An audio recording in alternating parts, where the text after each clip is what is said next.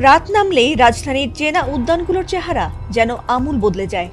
অসামাজিক কার্যকলাপ, মাদক কেনাবেচা সহ নানা অপরাধের আখড়া বসে এই চিরচেনা জায়গাগুলোতে। আর প্রায়ই এসব জায়গা থেকে অভিযান চালিয়ে মাদক কারবারিদের আটক করে থাকেন আইনশৃঙ্খলা বাহিনী। যদিও অনেক সময় আগে থেকে টের পেয়ে পালিয়ে যেতে সক্ষম হয় অপরাধীরা। তবে এবার এমন এক অভিনব কায়দায় মাদক অভিযান চালিয়েছে পুলিশ, যেটির দৃশ্য বেশ ভাইরাল হয়েছে সামাজিক মাধ্যমগুলোতে। ঘটনাটি ঘটেছে রাজধানীর সোহরাওয়ার্দী উদ্যানে।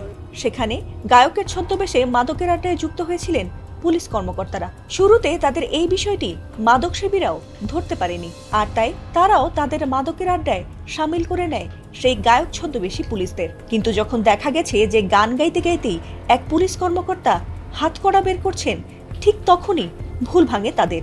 তবে সে সময় আতঙ্কিত ও নিরুপায় হয়ে বসে বসে ভাগ্যকে মেনে নেওয়া ছাড়া আর কোনো উপায় ছিল না সেই মাদক সেবীদের।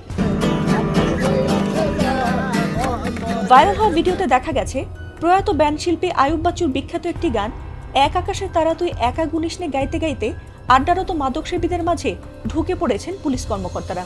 তবে তাদের সাধারণ পোশাক আর গিটারের সুরের শুরুতেই অপরাধীদের কেউই ঠিক ঠাওর করে উঠতে পারেননি যে আসলে ঘটনাটি কি। এরপর তাদের সাধারণ গায়ক ভেবেই তাদেরকে দলে নেয় তারা, আর পুলিশরাও সে সুযোগে গাইতে গাইতে তাদের সঙ্গে সামিল হয়ে যায়।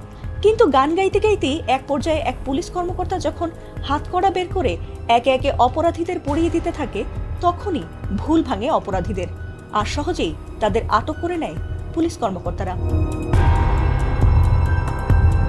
ভিডিওটি ভাইরাল হতেই বিষয়টি নিয়ে হাস্যরসে মেতে ওঠেন নেটিজেনরা। আবার এরকম অভিনব কায়দায় অপরাধীদের আটকের বিষয়টিতে পুলিশ প্রশাসনকে ধন্যবাদ জানিয়েও প্রশংসা করেছেন অনেকেই।